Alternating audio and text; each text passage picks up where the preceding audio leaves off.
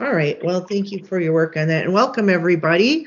We will call the meeting of the July 10th, 2023 Commission for Persons with Disabilities meeting to order. And we just had a little delay if you've just joined us to work on some technical issues, but it looks like Mr. Brock is ready to go. And we appreciate his help on this. And we'll turn it over to him to do the roll call, please. Thank you, Chairwoman and Commissioners. We'll start with the Chairwoman, Deb Falk-Pollock. Here. Commissioner Kearney. Here. I'm not sure if we have a phone call. I'm not sure if that's Commissioner Perkins. Possibly not. We'll move on. I believe we have Commissioner Buckman on. Present. Commissioner Caudle. Here. And then Commissioner Todd. You're muted, sir. Commissioner Leon Todd. Oh, here. Sounds good. And then we'll start with the office staff from Milwaukee County. So obviously I'm Mike Bonk, the Director for the Office of Persons with Disabilities. Also from Milwaukee County Parks today, we have Therese Grippentrog. Good afternoon, and thank you so much for inviting us to give a presentation today at the meeting. I'm Therese Grippentrog, landscape architect with Park Planning. And then also from Parks, we have Chris, probably going to butcher your last name, but Kubaki. Yeah, Kubaki, Chris Kubaki. I'm also right. from Milwaukee County Parks engineer here with Therese.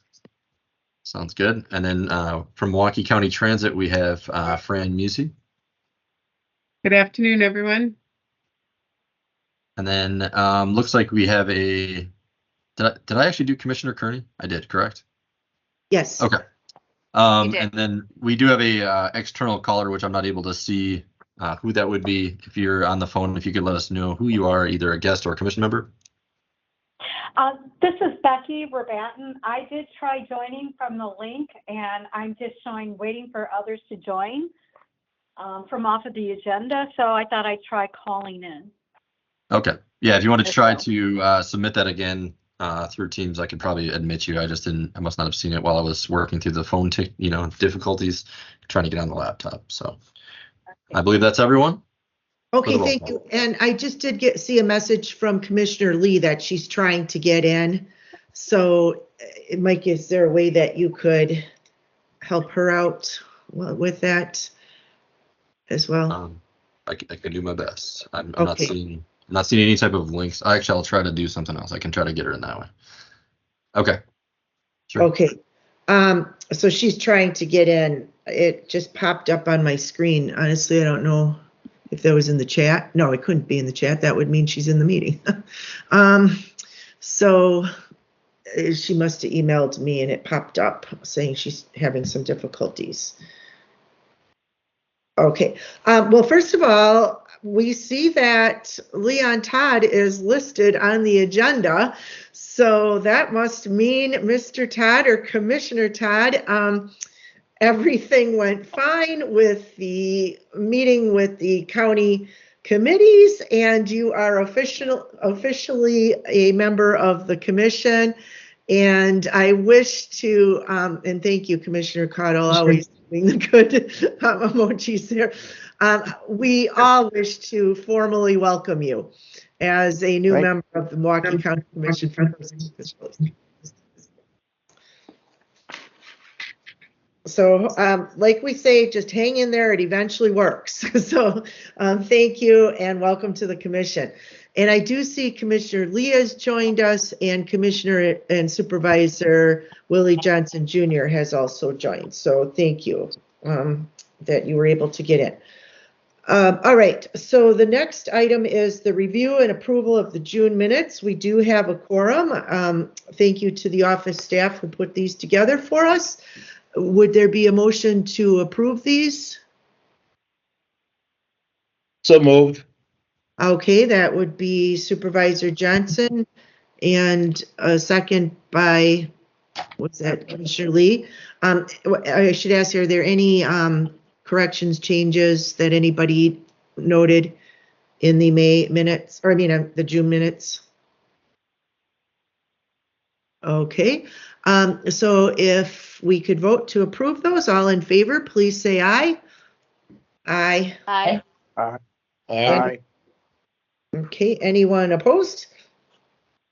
All right, well, thank you again, and for getting the minutes together for us. We do appreciate that.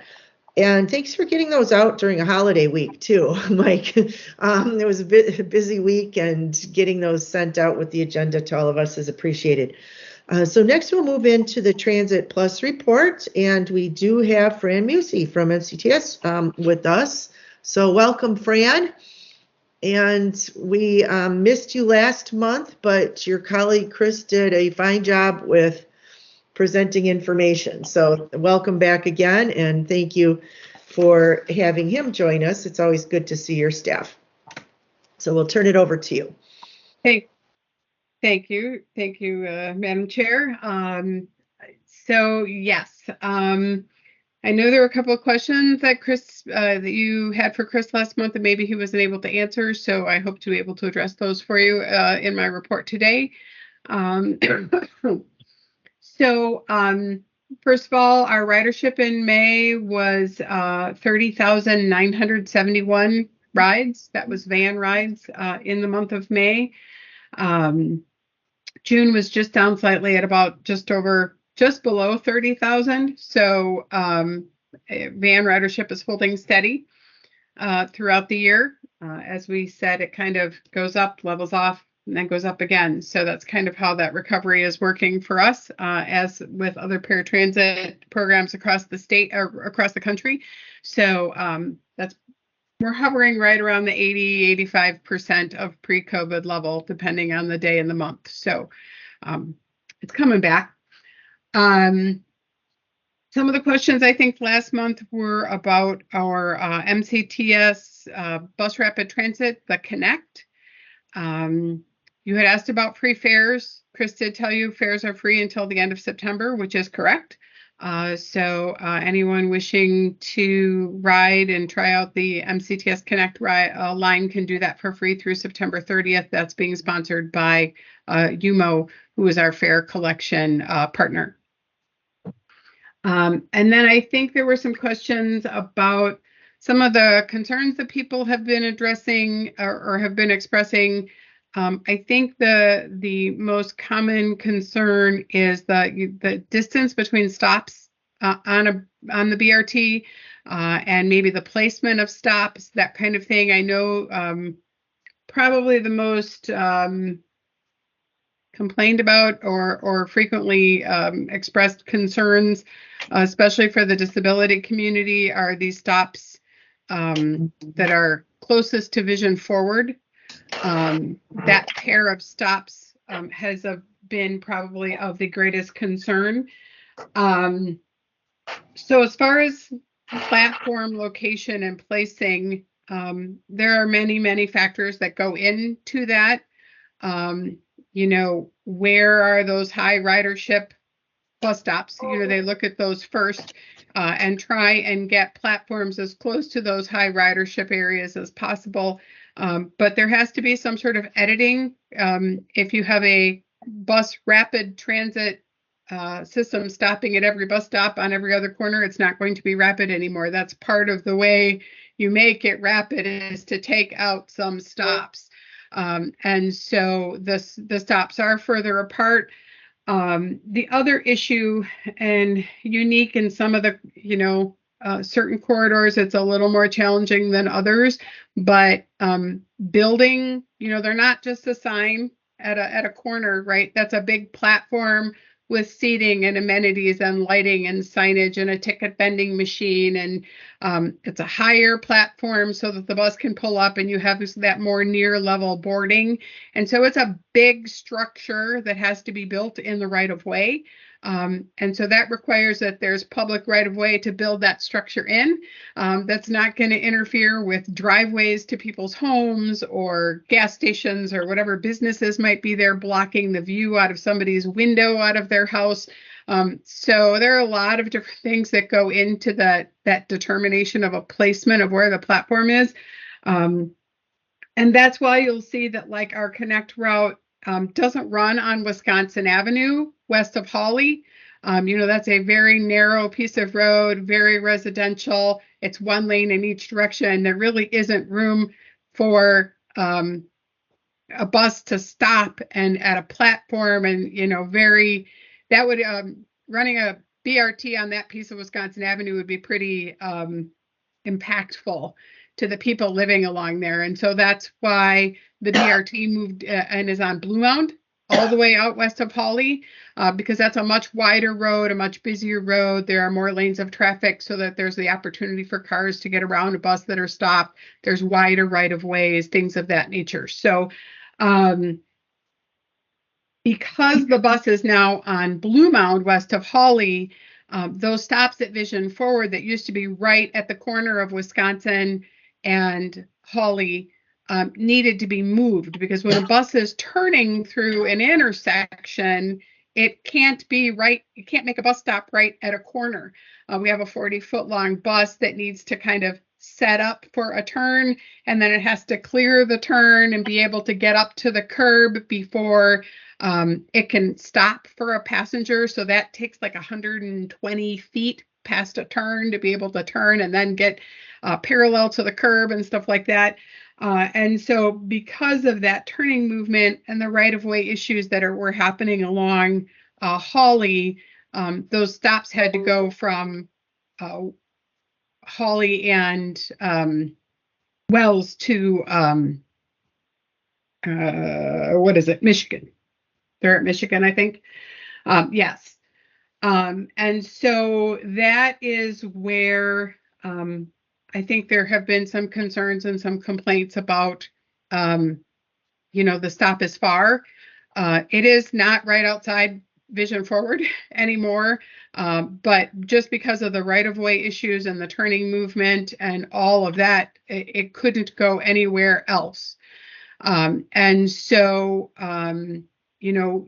we've done our best to mitigate that, trying to make sure that there are signalized intersections that people can use with crossing signals so that people can get across to those intersections. If necessary, people, if they, physically can't walk that distance, there is the Route 60 that is on Hawley Road that people could ride right up to Vision Forward. And so there is a bus that they could take to get there if they can't walk it. But I think that that's probably the biggest concern for stop placement, I think, on the entire BRT was that pair of stops that used to be right outside Vision Forward that are a little further away now. So it's about 3 blocks now to get to that stop that used to be right outside Vision Forward. But unfortunately, that's where there was no better alternative for that pair of stops. So I hope I've that's in a nutshell. That's a brief rundown of what you have to look at when you're placing stops for transit. But if anyone has questions on that, I can either answer them now or I can answer them after my report. It's up to you. If you want to give your whole report and then we'll call for questions, that would be great. Thank you. Perfect. Okay. So the next topic I would like to address is our paratransit van service provider RFP and transition that's going on currently. TransDev did hire a new general manager to replace Morgan McClelland, who had resigned. Their new general manager is Brian Kading. Some of you may know Brian. He has been an MCTS employee for a long time. And was recruited away by TransDev to manage their operation here in Milwaukee. So Brian has a lot of experience. Even before he came to MCTS, he ran some private transportation companies. He has a lot of experience through MCTS, and now he will be gaining more paratransit experience through TransDev.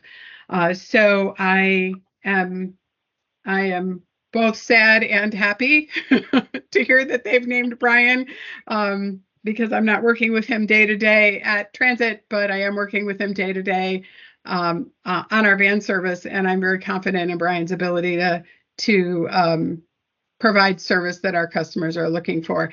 It's been a little bit of a rocky road with this transition so far, being without a GM over at Transdev for a period of time, but now that they have a GM and Brian's in place, hopefully he'll be able to kind of right the ship.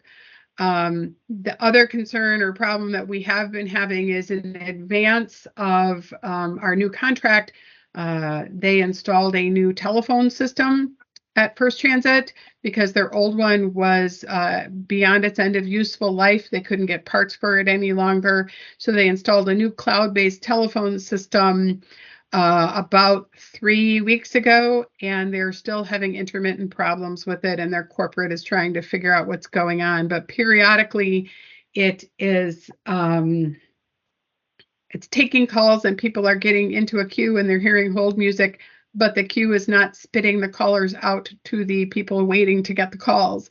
So they can see the callers waiting, but they can't get through to answer the calls. So it has been, thankfully it's happening less and less. In the meantime, we have posted a cell phone number that people can call on the cell phone number that will get around that queue. If people call our office, we're transferring them to their customer service manager, and she can get those calls through to the reservationist when she is in the office. But they are frantically working on trying to figure out what the problem is at the corporate level to fix it for good. Like I said, we are seeing some improvement, but I don't have a reassurance that it's totally fixed yet. So we are still on them and monitoring them. But that's been a real challenge for everyone on all sides of the equation, and has caused some issues, not some, quite a few. And so we're working on that to the best that we can to try and get them to fix that, obviously, because if people can't get through, then they can't make calls, can't get rides. It's been a problem. In addition, we moved a wave of clients on June 12th, as we had talked about a structured transition of waves of clients. So Transdev took over on an additional 500 rides a day, or 500 clients in June, on June 12th. Most of those rides are going uneventfully. The subs were all set up in advance. There's still a little tweaking that they've needed to do with some people's subscription rides and things like that. But overall, that has relieved some of the pressure on our outgoing vendor, Transit Express, which has allowed them to continue to provide service to the northern parts of our county in a little more timely manner. So that shift did what we needed it to do, which was relieve some of the pressure off of them as they were losing staff. The next wave is August 14th. So we'll be moving another wave of clients on August 14th, another 400 approximately clients on August 14th. Those clients live between Hampton and Silver Spring. And they will be getting letters in the next couple of weeks letting them know that this is coming, that this is their wave, and which phone numbers to call on which days to make rides, to make their ride reservations. So that will be coming on August 14th. So that is my report for the van service provider. And then my next topic I'd like to speak on is the Milwaukee County Taxi paratransit taxi alternative and the paratransit taxi task force. The most recent meeting of that task force was on June 15th. At that meeting, Department of Health and Human Services, Department on Aging presented their analysis of the ADA accessible options for services to replace taxi. That analysis took into account all of the factors that the taxi task force had requested, things such as, they wanted private rides, they wanted to be able to go any place within the county, they wanted door-to-door service, there were several factors that had been listed out by the task force, and Elena Delgado from Health and Human Services very, very, I don't know what the word, diligently went through all of those different options to sort out what could be provided and what couldn't be provided within the budget that was allowed.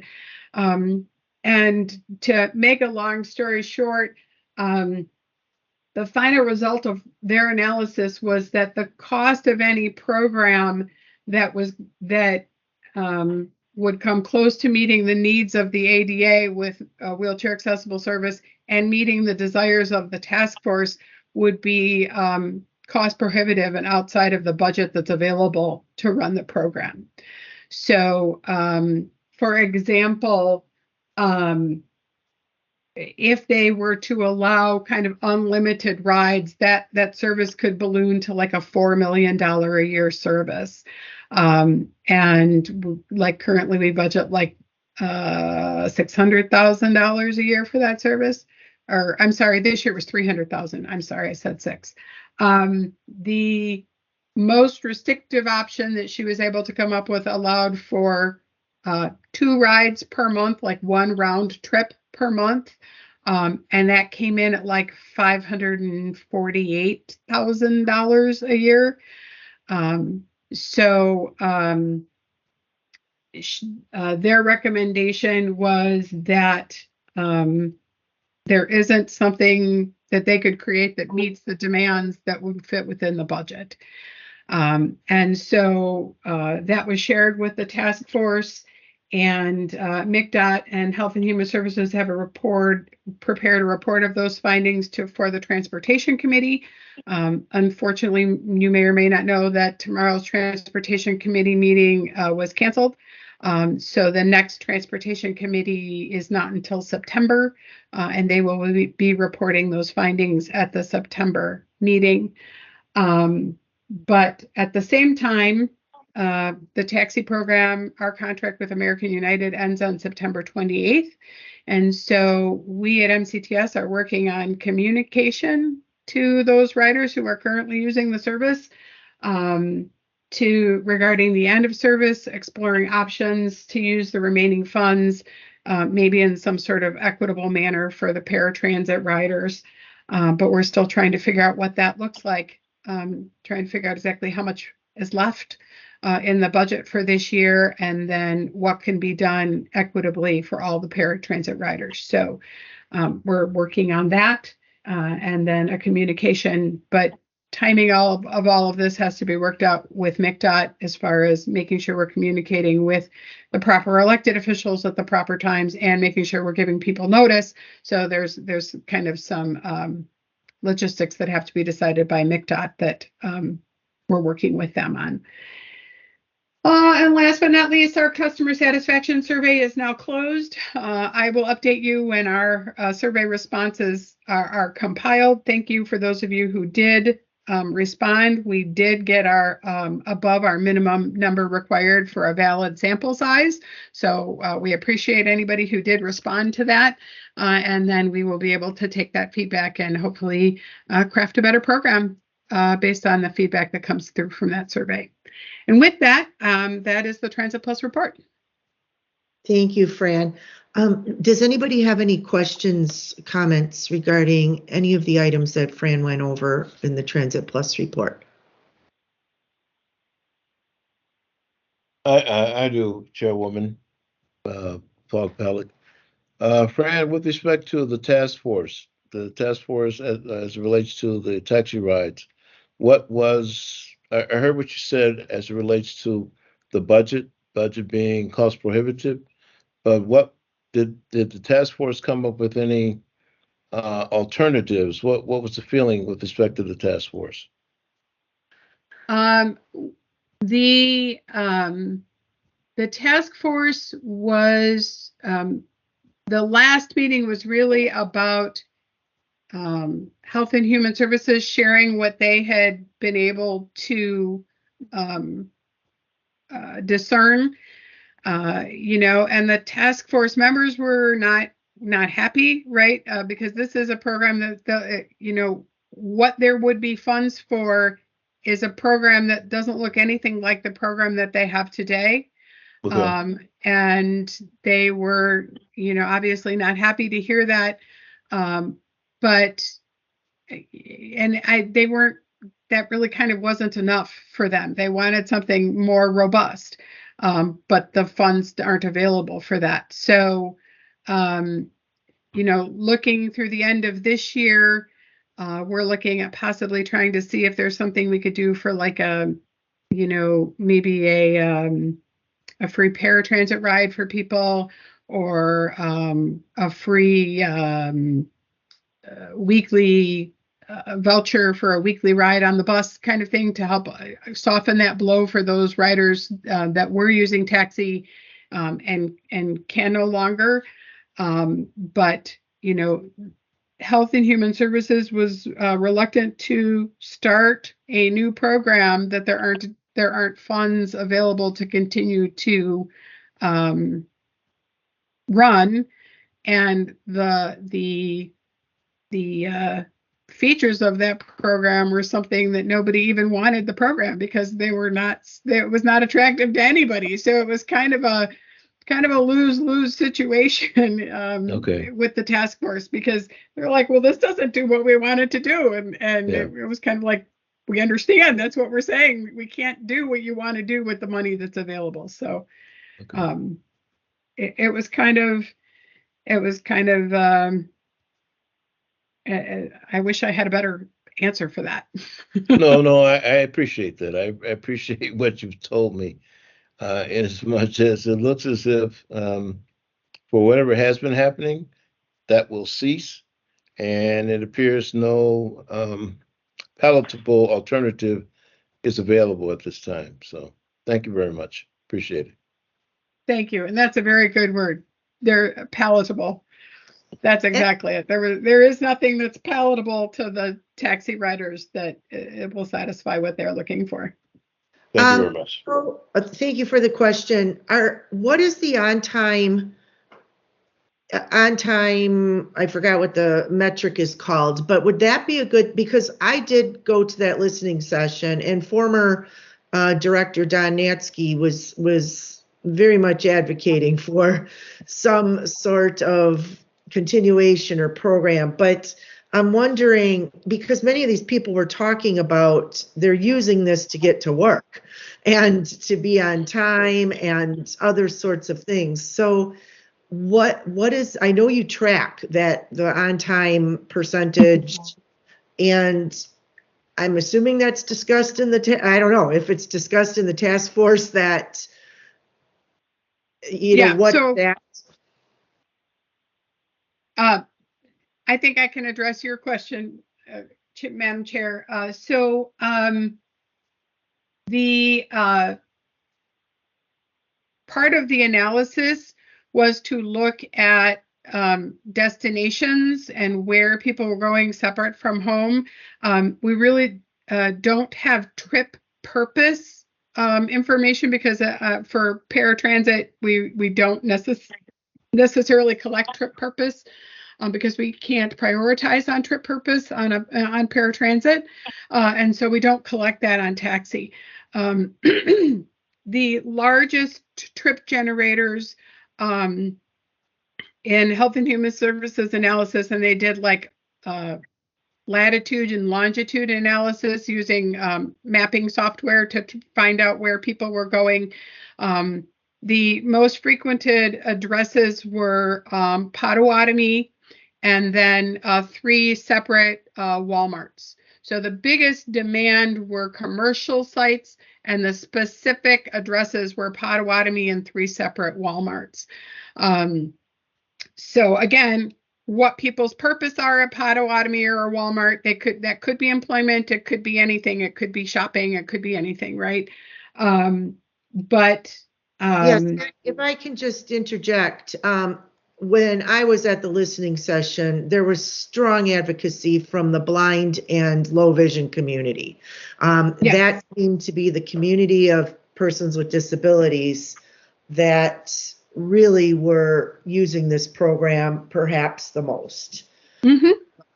So, and they are absolutely the program who's using it the most. If you have to categorize a group of people with disabilities, because people who are non-ambulatory have not had access to the service. It's only been ambulatory riders that have access. So traditionally, that service has been very heavily used by people who are blind or visually impaired. You asked about on-time performance. On taxi, there is no on-time standard. You pick up when a taxi is available and they drop you off immediately. So taxi really doesn't have a schedule like for taking people to work. If you call and the taxi is available, they come and get you. It could be quick or it could not be quick, depending on what kind of taxi level of service is wherever you might be in the county. So I wouldn't recommend using taxi for work. Some people may be using it for work, but it's not as reliable. You're talking about on-time performance. The van has on-time performance. It's always been measured on the pickup, right? It's always been measured on the pickup window. What, if you've got a 10 o'clock pickup, if they come between 10 and 10:30, they're on time. And that's that on-time performance. And that is a metric set by the FTA for on-time measures. What we've added in our next contract is a drop-off requirement for those people who say I have an appointment. So there will be an on-time measure in our next contract that starts November 1 that's never been there before, because we have heard from our riders that they need to get places on time, and it doesn't matter about, it matters about picking up on time, but the most important thing is if I have an appointment, I need to be on time to my appointment. And so as long as a person tells us I have to be at this place at this time, there is an on-time expectation for any of those rides that are booked with an appointment time, a no later than time in trapeze. And the goal for that is 99% on time. So, that's a pretty high on time percentage, but that's what's in our next contract, because we have heard loud and clear from our riders that if they have someplace to be at a certain time, they need to be there. And so we've put that in the contract. So I'm hoping that addresses issues that our riders have expressed, because again, we're trying to create a system that's meeting people's needs and not just something that nobody wants to use, right? It's a great metric to measure. Yeah, absolutely. That makes sense, that if you have a 2 o'clock doctor's appointment or you have to be to work at 9 a.m., that is the metric to measure. Other people have any other questions or anything people want to raise about the transit report? Can the question come from the peanut gallery and not a commissioner? The question is open to anybody on the call. So yes, okay. Rebecca, you can ask a question. Thank you. So looking at pickups, and as part of the report that came from Health and Human Services on where those drop-offs were going, and you had the 3 different Walmarts and Potawatomi, looking at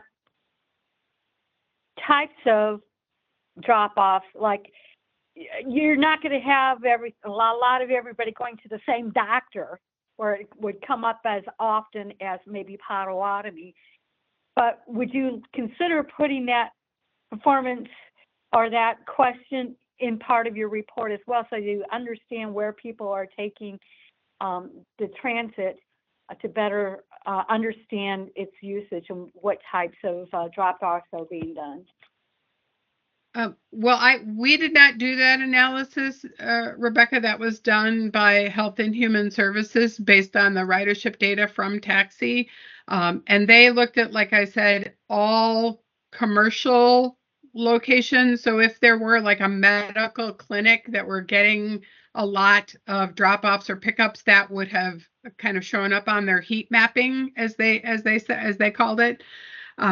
Those were not the primary ones. I don't know where the other ones fell within that. You were asking about trip purpose. Again, we can't ask trip purpose on an ADA paratransit ride. If people want to give it to us, they can tell it to us, but we're not required to track trip purpose, and we can't, because then it leads to the FTA thinking that we're prioritizing certain rides over another, which we are not allowed to do. But we did ask on our customer satisfaction survey that just closed, what are your reasons for using transit or paratransit, so that we can get an idea of where people want to go. But I can tell you primarily on the vans, people are using our vans to get to doctor's appointments, dialysis, shopping, those kinds of things. Thank you. Okay. Absolutely. I would just like to, if you can relay back to the operators who were operating the buses during Summerfest. What a great job, and how efficient to see buses lined up to keep taking people to and from. And I kept thinking, geez, if only people were paying right now, this would be high profit having these, or higher profit. But they did a great job, and please relay that, because that's a tough job to be taking people that have just come out of Summerfest to and from wherever they're going. One thing I noticed on the Thank you. I will relay that.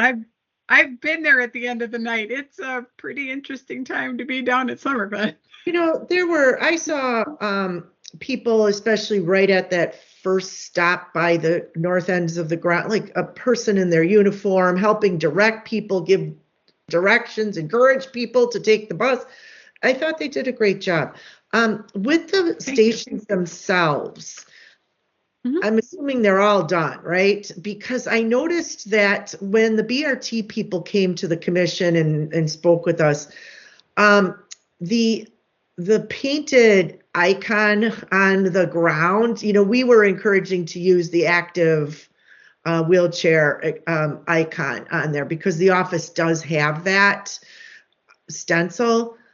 Who, and maybe Fran, this isn't your knowledge, or maybe Mike can weigh in too, but who in the county helps to lead the charge to kind of have that symbol used when any county property is being painted for parking spaces or bus, like the BRT stops?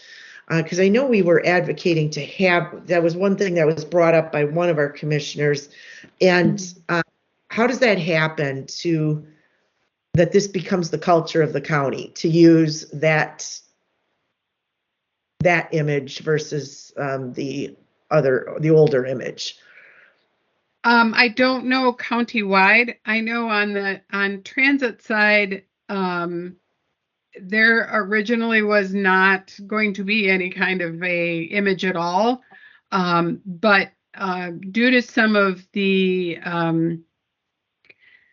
we needed to make sure that we gave our operators a target to make sure they tried to line up their door with, give them a target because at each station, there's that pickup location is slightly different on the platform, depending on how the platform was constructed, in part because of those right-of-way limitations that we had. So some platforms are a little smaller than others.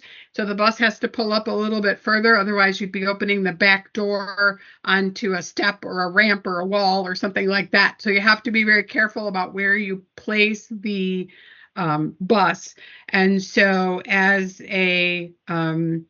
it was a very kind of almost not last minute to paint the target, but we needed to paint a target, and we chose the ADA target that our contractor had available to them.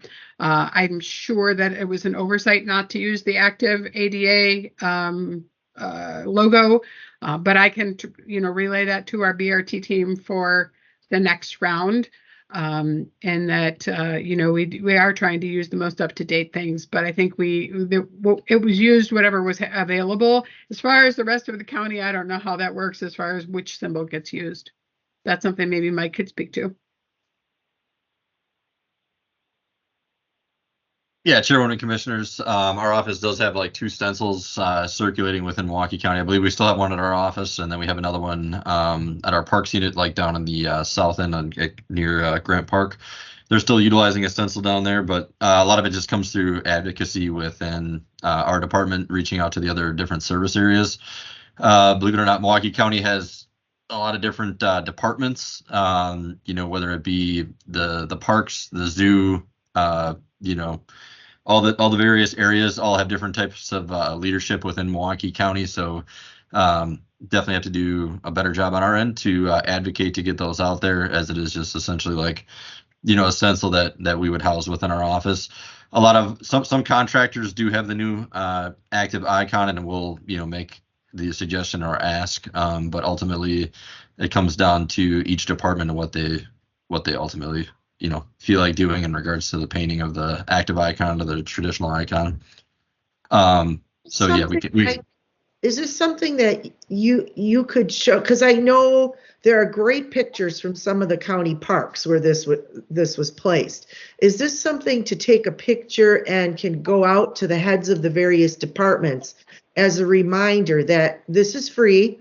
The county owns these stencils, and that we're trying to promote this image, of persons with disabilities, and update this, and have some consistency across the county. Yep. So, and it's just knowledge. I mean, people knowing that it exists and what it is, and don't forget we have this. And wouldn't this be great if it could be used? Letting people know that. So that sounds great. Okay. Anything else regarding transit? Otherwise, we'll move on to our next topic. And I'm trying to see if Mike Amsden is on from the city of Milwaukee. He is actually not on. I recently had correspondence with him. He was not able to attend the meeting today. So yeah, I mean, he did provide a brief update just regarding that via email to myself, and basically just saying that the city of Milwaukee's accessible intersections for all, they're still within the design phase of that, and they're probably still gonna be in the design phase even going into next year for that. So I know I had reached out to him and see if he'd be available for a future meeting, and he said that he would be. So if we could travel this one, we don't typically meet in August, but we could have him back in September. But it sounds like they're in the very, very early phases of that grant that was approved, and was recommended actually by the commission. Wrote a letter of support, which they were funded on, but sounds like they're still in the very early phases of that project. Okay. So yes, he did confirm he could come today, but it sounds like he had a conflict from what you're saying. And does he feel September would be a good month to come back and give us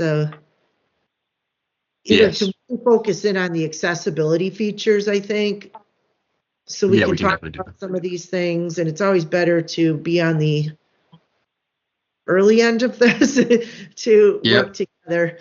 Okay. All right. Thank you. Now we do have the Milwaukee County Parks people here, Therese and Chris. So thank you very, very much for joining us. It's our understanding that you reached out asking to come and talk to us today, and we completely appreciate that. And we look forward to hearing what you have to say regarding the Jackson Park upgrades. Okay, well, thank you very much. And we have presented to the commission in the past on some plans we had for projects at Clutch Park, and I'm really happy to be, now that was a couple of years ago, and I'm really happy to be back. Actually more than a couple of years ago because it was pre-COVID. But I'm happy to be back to present on the Jackson Park project. And with me is Chris Kubacki, an engineer with County Parks. And so I'm the project manager for this project, which started shortly after I started with the county in October of 2017. However, we did not have an agreement in place with MMSD until 2020. So we're still in the design phase, but we've got some PowerPoint to share with you, and then that that gives an overview of all of the work that we are engaged in with MMSD along the KK River and the KK Parkway. And then in the chat, I put 2 links to the MMSD website. And so if you're interested in learning more about those projects, you can go to those links. And then you can also sign up for updates from MMSD on those links. So let me share. Chris, do you want to add anything to that before we start the PowerPoint? No. Why don't we just start? That's great. Okay. All right. Super.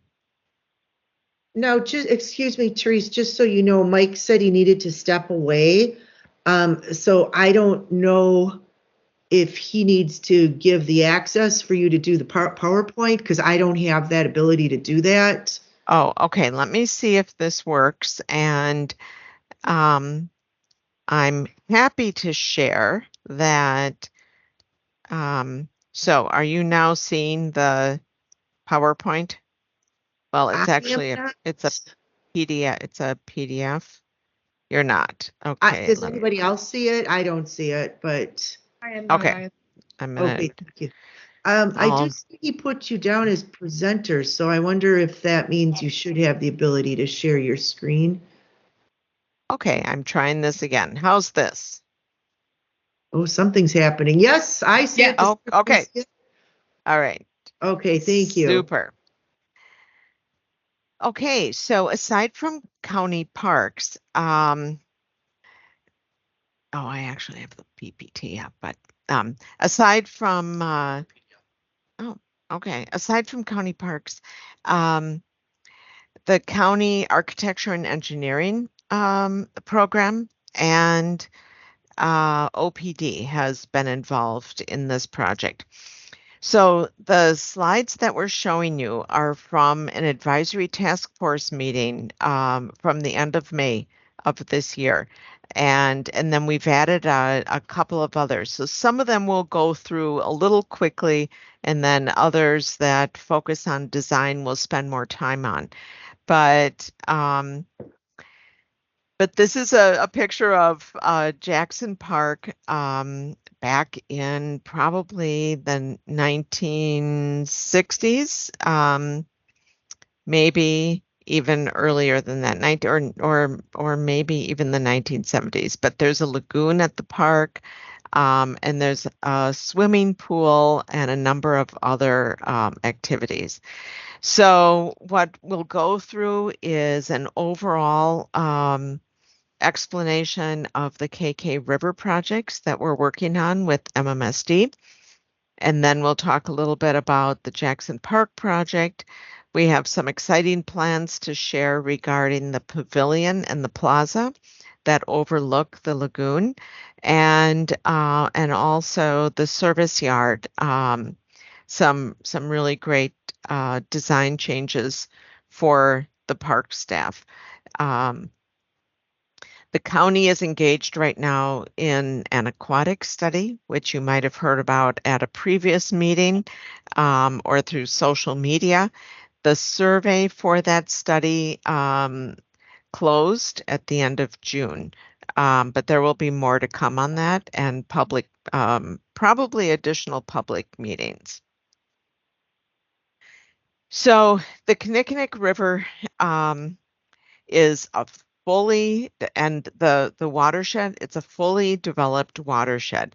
Jackson Park is and the watershed actually continues to the west of 43rd Street, but Jackson Park is over here on the west, and just to the north of us on 43rd is the Brewer Stadium, and then a large commercial and light industrial zone.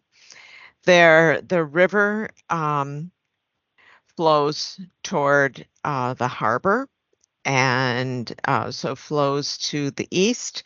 And all of this stretch from actually 60th Street over to Jackson Park, and then east of Jackson Park is KK River Parkway.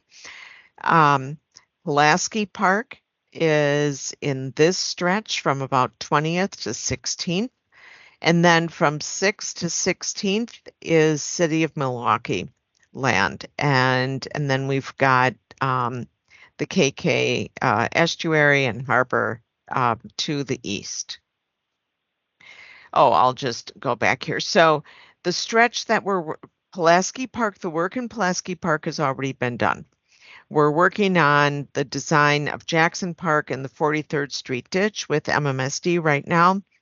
This stretch, Reach 3, is we are going to be working on with MMSD and the U.S. Army Corps of Engineers. And then this stretch here from about 27th to Cleveland, we'll be working on, or not quite Cleveland, I guess that would be, I can't recall right. Which street that is, but anyway, we will be working on that section with MMSD. And then MMSD is working right now with the City of Milwaukee on the 6th to 16th Street area. So in Pulaski Park, there was a lot of concrete in the river, and MMSD's goal, as well as ours, is to restore the streams, remove the concrete. The philosophy of moving water quickly through the river systems is an engineering principle that is not followed any longer. So a lot of concrete is being removed from various streams. So the section of Pulaski Park was removed a few years ago, and it looks like this now. So it's the banks of the river are widened by quite a bit. So many times, like from 20 feet top of bank to about 120 feet. So that allows room to provide a meandering stream, to build in riffles and pools that are really healthy for aquatic habitat and aquatic species and for fish movement. And then it also allows for various native plantings to occur along the riverbanks, and for water to sit and then to slowly flow into Lake Michigan after a storm. This is another view of Pulaski Park, and it shows the new bridge that was put in. The basketball court was moved and rebuilt, as well as the playground. And that was work that was funded by MMSD. So the section between 6th and 16th Street, that is a very narrow corridor of the KK River.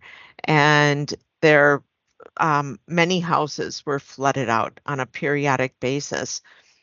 So the city of, so MMSD has purchased 83 homes in this area, and almost all of them have been removed. And now they have a wider corridor, as you can see in this plan view here, in which to design trail systems, overlooks, vegetation, and remove the concrete and provide more of a meandering stream. So it really creates an environment that is healthy for everyone. It's healthy, it creates better air quality, it's healthier for aquatic critters, it's healthier for the fish, and it's healthier for those of us who live and recreate in the city. The 43rd Street Ditch Project is basically opening up a stream that is underground right now. And so it collects a lot of water from the light industrial areas north of here and west of here. So that water that now dumps into the KK River is going to, in high flows, it's going to flow by pipe over here along the city's tow lot and into a basin. And that basin is at 35th Street, or it's being constructed. It will be constructed in the next couple of years. MMSD purchased the old We Energies building here, and they removed it, and they're going to be building a in here to collect that water. And then after that water has infiltrated that basin, once the river can accept that water, then it'll be piped over to the KK River. So region-wise, we've got the harbor over here in the upper right. And then we have the KK River, this green area here. And the KK starts right around 60th Street. And I think has, a few tributaries west of there that flow into the river. But Jackson Park is kind of smack dab in the middle. And MMSD saw the need to pick up a lot of the water during the really heavy flows, like a 100-year storm, a 200-year storm, and to hold it in Jackson Park until the river can accept that water and without flooding out homes along the eastern stretch of the KK River, allow it to flow back out into the harbor.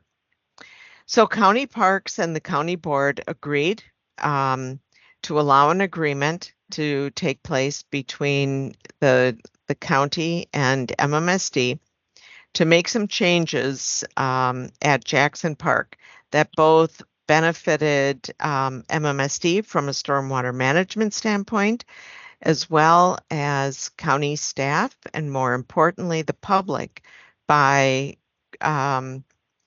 constructing some new facilities at the park. So this is getting more into the design phase now, and some interesting aspects of the design phase that we'd like to share with you. So as an overview of Jackson Park, if you're not familiar with it, this is 35th Street here. Forest Home is on the south, and 43rd is on the west end. So it's encompassed by a number of busy roads, and the KK Parkway Road that goes through and bisects the park, kind of, bisects it north and south, is also a busy route, and it's used by commuters. But as you may know from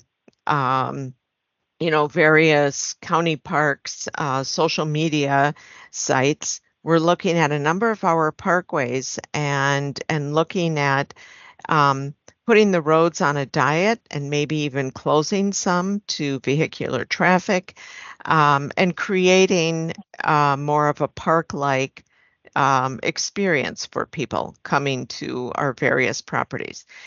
So then we have the road that bisects, and then we've got our service yard is down here, the County Park Service Yard, and that's where forestry and the Jackson Park unit staff work out of. This site was purchased by MMSD, and this will become a wetland. The river itself starts, in this aerial view, it starts here over at Forest Home, and then flows. It actually flows west to east, but flows here through the property, and then over to the KK Parkway. So traditionally, Jackson Park has had tennis courts, a basketball court. There's a lot of soccer that's played on these fields. Much of it is run by the Kickers. Picnicking is very, very popular at Jackson Park. We have picnic areas here, We have more picnic areas here as well as a parking lot. The boathouse, it's a small boathouse, built in the 60s, early 60s, and it only has a capacity of about 40 people. So we're actually, it isn't used very often, and we think that how we can better serve the public is by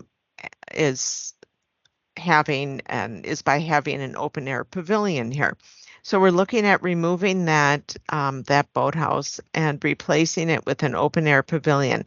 And we'll show you some renderings of that. And the architects have done a really lovely job of reflecting the current architecture of the boathouse. So it won't be your typical parks open air pavilion.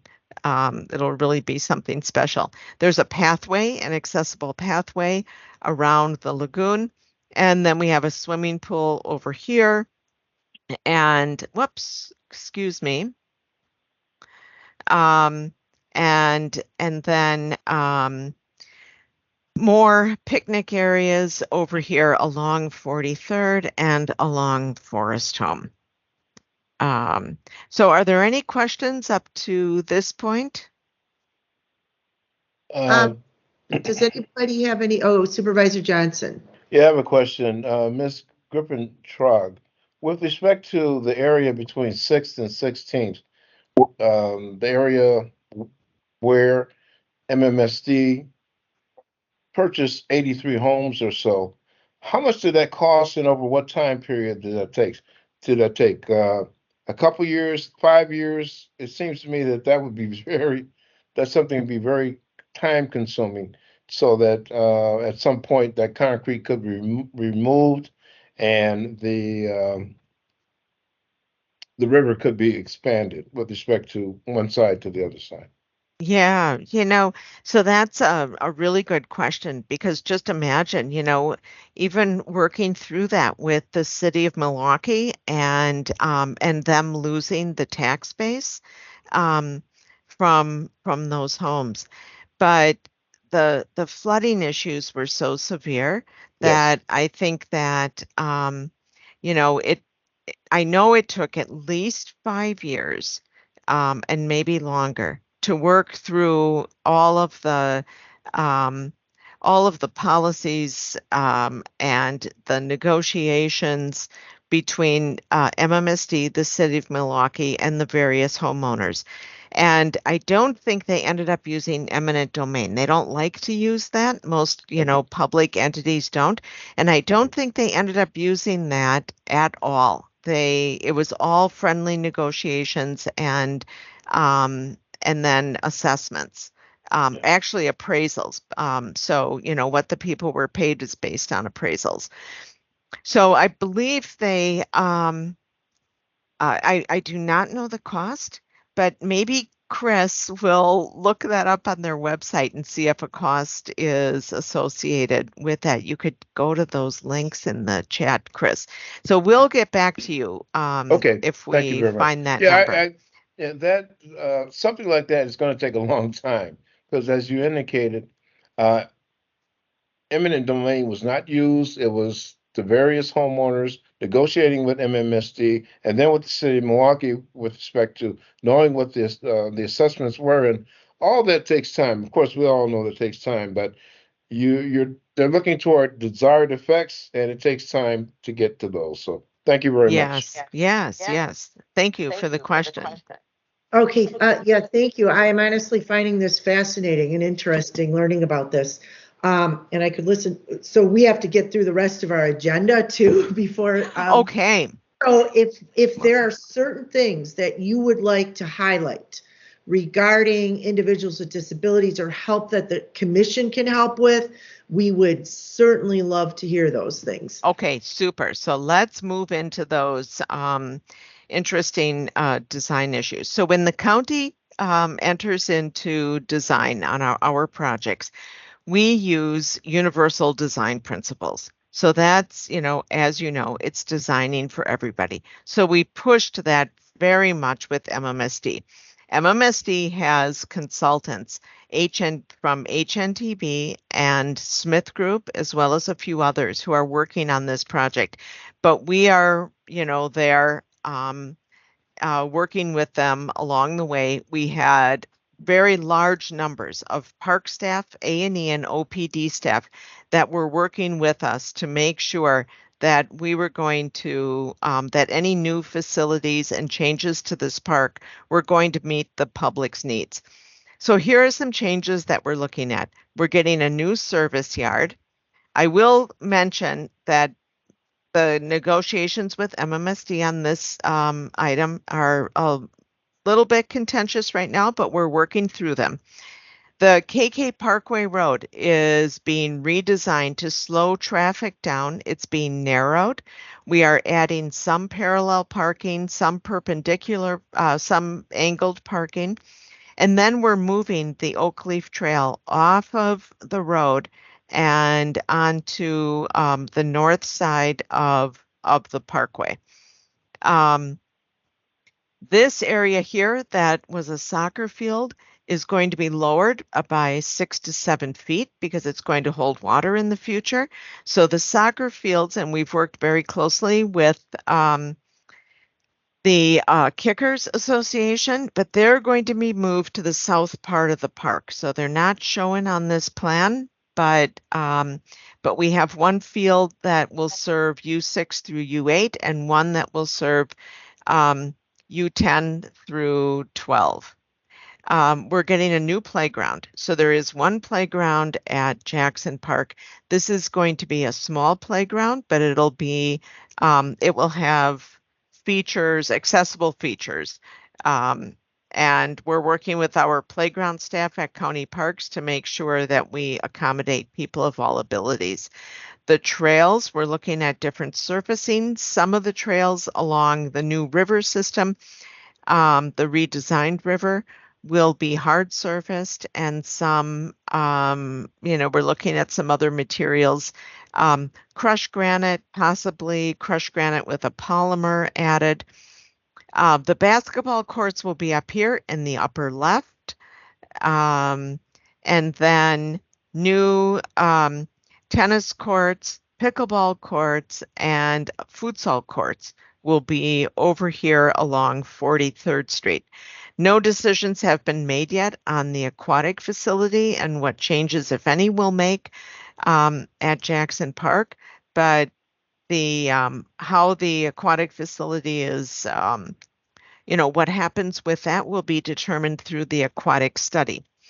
The pathway around the lagoon will be reconstructed, and we have 2 accessible fishing piers that will be put in, as well as a few overlooks. So let's get to some of the renderings of those. So we're working through design right now. We're at 30%. We have 60%, 90% to get through. Possibly we'll have engineering drawings and be through design by the end of 2024, and possibly starting construction in 2025. So some of the features that we're adding, I mentioned parking. Well, along with that parking, we are redoing some of the sidewalks at the park. So this is the pavilion and then the lagoon at the bottom of the page. We're adding parking here so that it's very easy for people to get from their car to sidewalks. The crosswalks will be raised and adequately marked. And then we have a ramp here. We're expanding the plaza and removing some of the stairs on the lagoon side of the pavilion, and then we'll have an accessible ramp down to this area. I'll get to that when we have another view. So here's a close-up of in plan view of the new plaza. And what Mike Bonk and I have talked about is maybe adding some bump outs here with additional shading here, because as we know, some people with certain injuries and who are using a wheelchair can have a difficult time regulating their temperature, and so it's really important for those folks to have shade. So we're still working on that update, but a much larger plaza here in which to congregate. And then here's sort of a bird's eye view of the plaza. So from the lagoon side, again, there are a few stairs, but there's also accessible paths taking people to a couple of different plazas. We have brand new restrooms over here, and then an open air shelter in that space as well. Another view of the open air shelter. So a lot of the people who live in the area and came to public meetings said that they really want to have nights where food trucks are brought in. There's also a farmer's market at this park. So we are putting in geoblock or some other surfacing that will allow grass to grow through it, but also give vendors, the farmers market vendors who use this space here, a harder surface on which to place their trucks. There's going to be adequate electrical for bands to set up right along the restroom wall here, because they do have music during the farmers market events, and then they also want to have music evenings. So the restrooms, so we've been working with, here, let's see if I can enlarge this a little bit. Okay,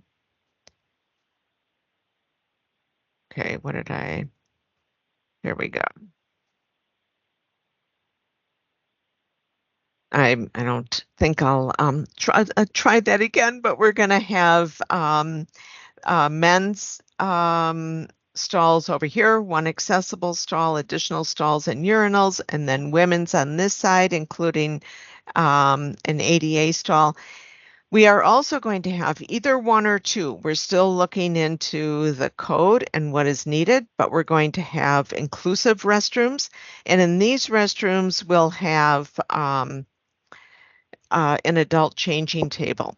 So we've worked with Mike a little bit on what that adult changing table would look like, and we'd like your input on that, as well as, the trails and the other facilities that I presented a few minutes ago.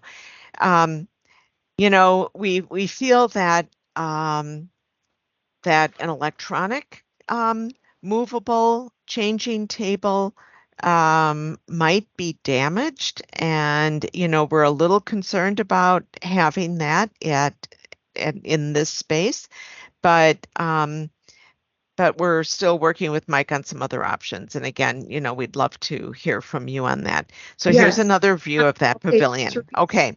Yes. Sorry to interrupt you, but we've had presentations before from Miss Sarah Knowles, who does the changing spaces. She might be a good person to consult with on these changing tables. And I'm wondering if we can perhaps invite you back to finish more presentation, maybe in September or October, to learn more and be part of this. I think Mike is a representative on the committee. Yes. That you're doing, but perhaps we can also get you connected with Sarah, who is a strong advocate in our state, and has advocated and had some of these changing tables put in at different places you probably know already, in the parks. But that would be okay. Okay, only because I'm sorry, but we only have a few minutes left in our meeting. So I didn't realize. I'm just going to go through quickly. This is all I had. Okay. So we'll stay in touch with Mike, and we'll let Mike know when we've got, like we've gone another step, like maybe 60% design. So that's getting closer to final design, and then we could come back and share that with you. Yes, that would be great. And we really appreciate you coming to talk about, we'd want to focus obviously on the accessibility features and just looking at things because, I think we all will notice at times people see things from a different perspective and you sit there thinking, oh, if only they would have thought of this or did this in the design phase. So thank you for being partners with us. And I'd like to be able to really just schedule something that we have more time to converse on these things and learn more. It looks fantastic what you're doing. Does anybody have any quick questions before we try to get through all the other items that we have to talk about yet? Deb, this is Becky Rabat. Yes. I do have a question for the county. In my prior position with the city, I would review all of the city's park projects, as well as I would look at MPS's MKE rec projects, because there is no legal pathway via state statutes for plan review, permitting, and inspection of outdoor facilities unless you start storing in a building. So I wanted to know if we could put it out there, what is the plan review process in place for Milwaukee County? Is that something that maybe Independence First could do? Have an eye from Independence First on the proposed design. That's a good question. Can anybody answer that? Well, we do have public meetings, and Independence First has been invited to those meetings, and I've worked with them in the past on projects, and they're extremely helpful. We also have our A&E, architecture and engineering staff, and OPD staff review our projects. But we can certainly reach out to others as necessary, and just make sure that we are meeting everybody's needs. Okay. So I can talk with MMSD about that too, because we are their client, and so I'd be happy to do that. Okay. And I'll be honest, I haven't seen anything as far as public hearing, but I don't live in that area of the city. So I'll touch base with Mike and ask for the next time. Are you going to be proposing your design to the community, or is that done in past? I'm not sure when the next public meeting is scheduled. And so it might be when we're farther along in the design process. And then we have an advisory task force too that we work with. And that's people from City of Milwaukee, DNR, and other Alverno College, some of the neighborhood folks, and agency folks. Thank you. Yeah. Sure. Okay, well, thank you. And these are good questions. These are really good questions to find the answers to this. So I'll, ask if maybe Mike, if you can work offline with Chris or, to figure out a good time to come back. And also to look at how, what is the process to get solid input from the disability community. And I think this is part of this. So thank you so much for coming today and sharing this. Thank you very much. Welcome. Thank you. Thank you. Okay, we're going to move into the recreation update. So Director Bonk, if you can provide that feedback for Yeah, us? Chairwoman and Commissioners, I'll keep it brief, seeing as how we have 3 minutes to go. I know, Oh, I know. sorry. We got to get through this. So I'm trying. Uh, So, So I was going to invite the parks people if they want to stay on, because I do have some questions that I emailed those to you, Mike. So maybe you're going to address them. If not, maybe parks can help us. Okay, go for it. all right, I will have to look at that email in just a second. So yeah, just providing the recreational update. We're in the middle of our summer camp right now, so we have over 40 campers at Willoway Underwood and over 35 campers down at Willoway Grant between the two camps, and it does stagger every 2 weeks. So every 2 weeks we have the possibility of adding campers or keeping the same campers essentially. So those numbers fluctuate on the 2 week basis. All the asphalt improvements we had talked about were done at Willoway Underwood. The only thing we're still waiting on is the park bench replacements at this time, and everything like that. Again, the capital projects were submitted for both locations for splash pads instead of wading pools at both of those locations. And we're in the middle of our sail away program as well. We did realize we're going to have to reschedule this Friday's sales due to Harley Davidson has their anniversary party this weekend. So we're looking at rescheduling those folks for a later date in August. So we're going to be actually adding a sale date at the end of that. So if you still know people that are interested, we do have some afternoon sales available, and we'll be adding that date to the website shortly to ensure that more people can get out there and go sailing this summer. And other than that, some exciting news. Our Recreation Services Coordinator, Jacqueline Formanek, is actually in the middle of her new employee orientation as of today. So her first day was today. So you'll be seeing her at future commission meetings. And we also had our intern as well start today, which is, again, going to be looking at accessibility guide information for Milwaukee County, making sure that we have, good information available for what type of accessibility our different facilities have within Milwaukee County. So super excited to have both of those on board as of today. That is wonderful to hear. Okay, quick.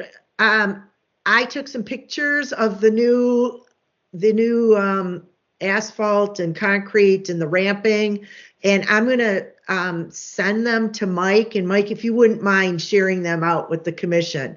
Yeah, to show everybody. Now, a couple of things. The benches. What can you let us know, because those became a safety issue. Our commission put forward a resolution. Supervisor Johnson and Supervisor Vincent did what they had to do to get the funding. Yes. When are those unsafe benches going to be replaced? Because camp is already in its third week now. Yeah, I do know that the benches the order was placed. They had an agreement that went through, and the purchase order went through and everything like that. So they're ordered. They're on their way. I have to reach out to Parks again to find out when that specific install date would be. But obviously we wouldn't do it during actual camp hours, but we were hoping to still get it done this summer season. Yeah. Okay. Okay. So this will become, I think, a bigger conversation as I've been thinking about this. It's been a year since this was identified as a safety concern for the children and adults with disabilities at the park. And so, how do these things come forward and get done so that nobody gets injured? I understand there's matting needed. There was asphalt poured instead of concrete going from the changing area to the pool. And it's becoming very hot for the children to be walking on asphalt. Yep. So is there last summer there was discussion about having matting for the uneven. No, that's all gone. It looks beautiful, everybody. It really does. So is there matting that's going to come there? Our office actually did purchase matting as well, and that is on the way as well. Okay. Do we know when that'll be there? It should be by the end of this week. Okay. And what about temporary tents, like a tent to cover a portion of the pool area so that there's shade? So everybody's not. Easter Seals did procure a wide variety of tents. We actually did have one in the pool area that was already destroyed for from like winds and that kind of stuff. But they had like 6 units at each location with it, and they bought an additional like 10 by 10 to also have by the pool area there. So there's multiple shade structures now at both camp locations in place and everything like that. So. Okay, and then I believe in our minutes from last month, it says the review by the American Camp Association people are they still coming next week? Yeah, they're scheduled for the 19th on Wednesday to be out at camps to be reviewing for the accreditation process. Okay, and are you feeling good? Is there any help you need for that? Yeah, I think everything's looking good on our end from like the programming standpoint, like all the different upgrades that we made. We'd love to have those benches in by then. Obviously for that concern that you brought up and everything like that. So, but other than that, I think everything else is looking good. So, okay, is there we will get that accreditation. Move the benches along. I'm just concerned to see like the peeling shards from the bench, like what the campus. Yeah, I mean, it's gonna. Yeah, the other thing we could do is like try to have them removed before the actual benches come in, and then that way that safety hazard still isn't there. So I can reach out to the parks again to try to get those removed, as soon as possible. Yeah, because I'd hate for us to fail the review. Fail this. Right. Okay, sounds good. Thank you, Mike. Does anybody have any questions on the rec update? Watch for a new sailing date. Yeah. Although that could be fun, going along the lake and watching the Harley Fest. Yeah, my understanding is it's hard to get back there at this point because the where they're located, like on the lakefront and everything like that, there's a lot of traffic that would make it extremely difficult for folks to get back in there. So that's why they're looking at rerouting that. I also want to just make a note for the record. Looks like we have Commissioner Perkins that joined us. I'm not sure when she attended or when she came on, but she's also here for the meeting today. Okay, thank you. Hi, Marcia. Good to have you on. Does anybody have any other business they'd like to bring up? First, we'll call for commissioners, and then we'll call for our esteemed members of the public. So any commissioners would like to bring up any other business? I don't see any, but I'd just like to have some follow through on last month we had the housing people come, the representative from the county housing. Have they sent you, Mike, yet the PowerPoint? I know we had a commissioner ask for the PowerPoint. I think is a good idea to share that. And also, have they provided answers to the questions that the commission brought forward and some of our invited guests brought forward regarding housing?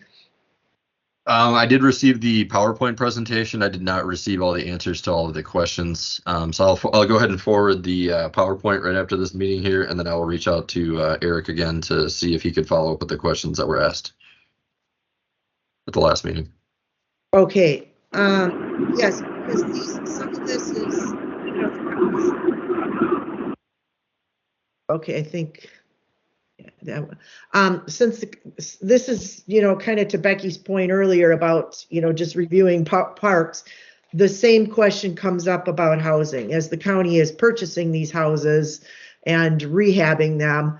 To have this input and to understand the question, to have those questions answered helps from the get-go versus on the tail end of once something is done. So if we could ask them to send those, and if perhaps we may ask for another meeting in August to specifically talk about this to understand it more. But thank you, and I'll follow up with you to see, but thank you for asking them for those answers to the questions. Commissioner Lee. You're on mute, I think. Sorry. There you are. Ask Mike to send me the email link to the Milwaukee County housing person. Thank you. Okay, so you've asked for the email address for the Milwaukee County housing administrator? Yes.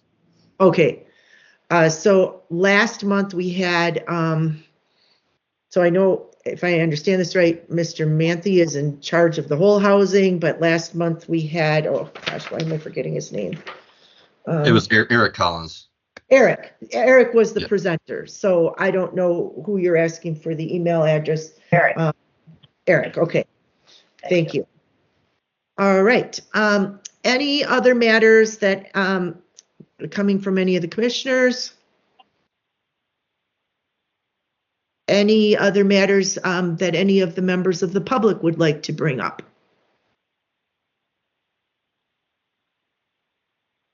Okay, well, thank you, everybody. We don't have a meeting. The full commission is not scheduled to meet in August. That's common.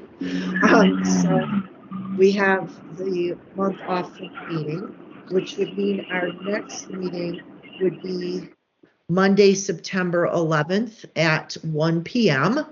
I wish everybody a really good August. Nobody wants to say that yet. It feels like summer's just getting going. Again, a huge welcome to Commissioner Todd. And I know Miss Claiborne is still going through the process too, to be joining the commission. And we do have another opening and would encourage people to reach out to those that you think may be interested, and people that really want to champion topics and work together regarding folks with disabilities in our community. So thank you, everybody. Have a good month, and we will see you on September the 11th on our virtual meeting again. Bye-bye. Take care, all. Thank you. Bye, Willie. Have a good month. Bye, Ann. Bye. Have fun.